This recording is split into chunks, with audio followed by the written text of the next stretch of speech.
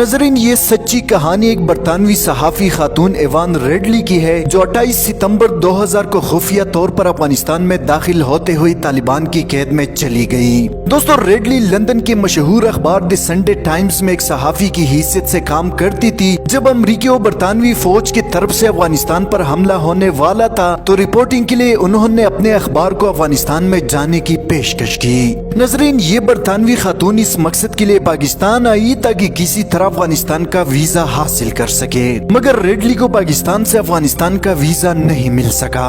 ایوان ریڈلی نے افغانستان جانے کا پختہ ارادہ کر لیا تھا اور بہر صورت افغانستان پہنچنا چاہتی تھی، اس لیے ایک افغانی کی مدد سے جعلی شناختی کارڈ بنوا کر یہ خاتون افغانستان میں داخل ہو گئی۔ ناظرین، ان کا گائیڈ جب اس برطانوی خاتون کو اپنے گاؤں لے کر گیا تو وہاں کے لوگوں نے بڑی محبت سے اس کا استقبال کیا، لیکن گاؤں والوں کو جب یہ پتہ چلا کہ وہ ایک مغربی عورت ہے تو سب ڈر گئے، کیونکہ وہاں بلا اجازت غیر ملکیوں سے رابطہ رکھنا سنگین جرم تھا۔ مگر اپنی روایتی میزبانی نے ان کو ریڈلی کے ساتھ اچھا برتاؤ کرنے پر مجبور کیا۔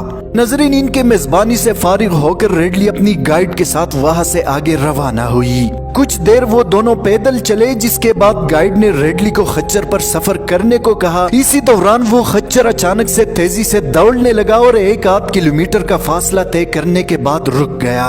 ناظرین، اس دوران ریڈلی نے دیکھا کہ وہاں مقامی لباس میں ملبوس ایک مسلح شخص کھڑا ہے۔ وہ ایک نہایت خوبصورت نوجوان تھا جس کے چہرے پر داڑھی تھی، اور ریڈلی کی گلے میں جھولتے ہوئے کارڈ اور کیمرے کو دیکھ کر سمجھ گیا کہ وہ دراصل ایک صحافی ہے۔ ناظرین، اس نوجوان نے ریڈلی سے فوراً کیمرہ لیا اور خچر سے اترنے کو کہا۔ دوستو، ریڈلی اپنی کتاب میں لکھتی ہے کہ اس وقت میں سوچ رہی تھی کہ میں دنیا کے سب سے ظالم اور شیطان صفت انسانوں کی قید میں ہوں، اور خدا جانے یہ لوگ میرا کیا حشر کریں گے۔ یہ مسلح لوگ ان کے گرد جمع ہو گئے، لیکن نہ کسی نے ریڈلی کو ہاتھ لگایا اور نہ کسی نے ان سے کوئی بات کی۔ پھر وہ مسلح افراد ریڈلی اور اس کے گائیڈ کو اپنے ساتھ روانہ ہوئے۔ ناظرین، ریڈلی مزید لکھتی ہے کہ وہ مسلح افراد سنسان جگہ رک گئے جہاں بہت سارے نکیلے پتھر پڑے تھے۔ ریڈلی نے سوچا شاید اب ان کو سنسار کیا جائے گا کہ اسی دوران ایک آدمی ایک باپردہ خاتون کے ساتھ ہماری طرف آ رہا تھا۔ عورت نے آتی ہی میری جسم کو ٹٹولنا شروع کیا۔ مجھے پتہ چلا یہ لوگ یہاں رک کر اس عورت کا انتظار کر رہے تھے کہ وہ آ کر میری تلاشی لے سکے۔ ناظرین، ریڈلی لکھتی ہے کہ اس وقت میں نے سوچا کہ میں دنیا کے مہذب ترین ملک کی شہری ہوں، لیکن وہاں کسی عورت کے جامع تلاشی کے لیے اس بات کا خیال نہیں رکھا جاتا، یعنی عموماً مرد سیکیورٹی اہلکار ہی خواتین کی تلاشی لیتے ہیں، جبکہ یہ دنیا کے سب سے جاہل اور ظالم فوجی اس بات کا خیال کر رہے ہیں کہ ایک عورت کی جسم کی تلاشی مرد نہ لے بلکہ ایک عورت ہی لے۔ ناظرین، جب تلاشی کی دوران ایوان ریڈلی نے اپنے کپڑے اوپر اٹھا دیے تو وہاں موجود تمام لوگ اپنا چہرہ دوسری طرف کر کے کھڑے ہو گئے۔ دوستو، گرفتاری کی دوران ریڈلی نے اس گروہ کے ایک فرد سے سیٹلائٹ فون کا مطالبہ کیا تاکہ وہ اپنے گھر اور دفتر والوں کو اپنی گرفتاری کی اطلاع دے سکے۔ مجاہدین کے انکار پر ریڈلی نے بھوک ہڑتال کر دی۔ ریڈلی کا خیال تھا کہ دنیا کے سب سے ظالم فوج کو ان کی بھوک ہڑتال کی کیا پرواہ ہوگی، لیکن وہ لوگ ان کی بھوک ہڑتال کی وجہ سے سخت پریشان ہو گئے اور طرح طرح سے ان کی بھوک ہڑتال ختم کرنے کی کوشش کی۔ پھر ایک بزرگ آئے اور ریڈلی کو انگریزی میں سمجھانے لگے تاکہ وہ کسی طرح بھوک ہڑتال ختم کر دے۔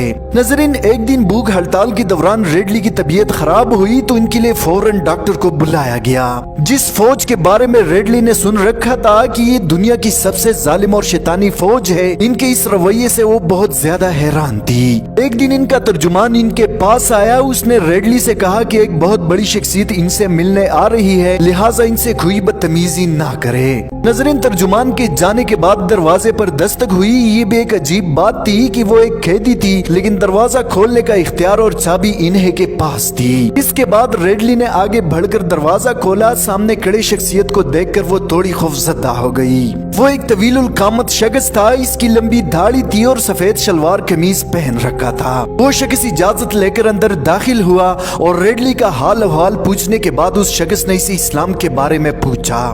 ناظرین، ریڈلی نے سوچا کہ اگر اس کے سوال کا جواب نہ دوں گی تو رہائی مشکل ہو جائے گی، لہٰذا اس نے درمیانی بیان دیا کہ اسلام بہت اچھا مذہب ہے، جس کے بعد اس شخص نے کہا کہ اب اسلام کیوں نہیں قبول کرتی، جس پر ایوان ریڈلی نے جواب دیا کہ اگر مجھے رہا کر دو تو میں وعدہ کرتی ہوں کہ اسلام اور قرآن کا مطالعہ کروں گی۔ नजरीन, जाते वक्त उस शख्स ने वादा किया कि तुम बहुत जल्द अपने घर चली जाओगी। दोस्तों, अगले दिन कुछ फौजी आए। रेडली समझी शायद वो इसे रिहा करने आए हैं, मगर वो इसे खवातीन के कैदखाने में ले गए। रेडली जब वहाँ दाखिल हुई तो उसने देखा कि वहाँ कुछ यूरोपीय खवातीन दायरा बनाए बावाज़े बुलंद बाइबल का मुतालिया कर रही है, जबकि इन कैदियों को इबादत से कोई नहीं रोक रहा था, क्योंकि इस्लामी मुमलिकत में गैर मुस्लिमों को अपनी इबादत करने की मुकम्मल आजादी है। अलबत्ता वो अपनी दीन की तबलीग नहीं कर सकते। दोस्तों, रेडली ने वहाँ सिगरेट पीना चाहा तो दूसरे खवातीन ने बताया कि नो स्मोकिंग एरिया है, यहाँ मर्द औरत कोई सिगरेट नहीं पीते।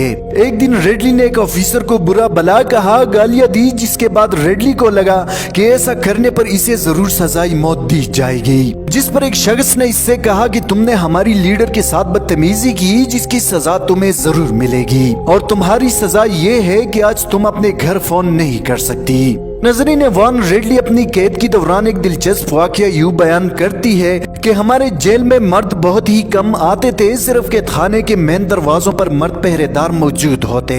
एक बार मैंने अपना जेर जामा धोकर सुखाने के लिए कैदखाने के एक हिस्से में फैला दिया। कुछ देर बाद एक शख्स मेरे पास आया और जेर जामा वहाँ से हटाने को कहा। मैंने हटाने से साफ इनकार कर दिया, मुझे इन्हें परेशान करने में मजा आता था। कुछ देर बाद मैंने देखा कि एक शख्स मेरे पास आया। तारुफ कराया गया कि यह वान नाइब वज़ीर खारजा है, जबकि उसने भी जेर जामा वहाँ से हटाने का मुतालबा किया और कहा कि यहाँ हमारे पहरेदार होते हैं, जिसकी वजह से इन्हें फासिद ख्यालात आ सकते हैं। नजरीन, रेडली अपनी किताब में लिखती है कि उस वक्त मैं सोचती रही कि या खुदा ये कैसे लोग हैं। किचन घंटों बाद अमरीका और बरतानिया भरपूर ताकत के साथ इनके मुल्क पर हमला करने वाले हैं, और ये सिर्फ इस खौफ से मुझसे मेरे कपड़े हटाने के लिए कह रहे हैं कि कहीं इनके पहरेदारों के दिल में फासिद ख्यालात न आ जाए। नजरीन, अमरीकी हमले के दूसरे रोज तालिबान मुजाहिदीन रेडली के पास आए और कहा कि हम तुझे हिफाजत के साथ यहाँ से बाहर निकालने की फिक्र में है और हम तुम्हें बाहिफाजत पाकिस्तान पहुँचा देते हैं। रेडली हैरान थी कि ये कैसे लोग हैं, मौत इनके सरों पर खड़ी है और मुझे हिफाजत से यहाँ से बाहर निकालने की फिक्र में है। जिसके बाद अफगान मुजाहिदीन बहिफाजत उसे सरहद तक ले गए और पाकिस्तानी हुक्काम के हवाले कर दिया। नजरीन, रेडली कहती है कि अगर मैं किसी और कौम की कैद में होती तो मेरा हाल गुआंतानामो बे और अबू गरीब जेल की कैदियों जैसा होता। जबकि आफिया सदीकी का हाल देखकर वो शुक्र अदा करती है कि वो अमेरिका की कैद में नहीं।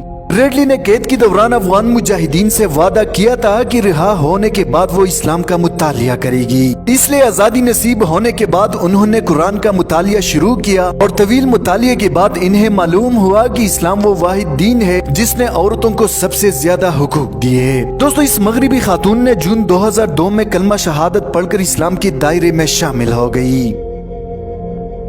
दोस्तों, आज की वीडियो में इतना ही। मजीद मालूमाती वीडियोस के लिए हमारे चैनल उर्दू टाइमलाइन को सब्सक्राइब करना मत भूलिए। हफीजुर रहमान को दीजिए इजाजत। अपना बहुत सारा ख्याल रखिए। इस्लाम जिंदाबाद।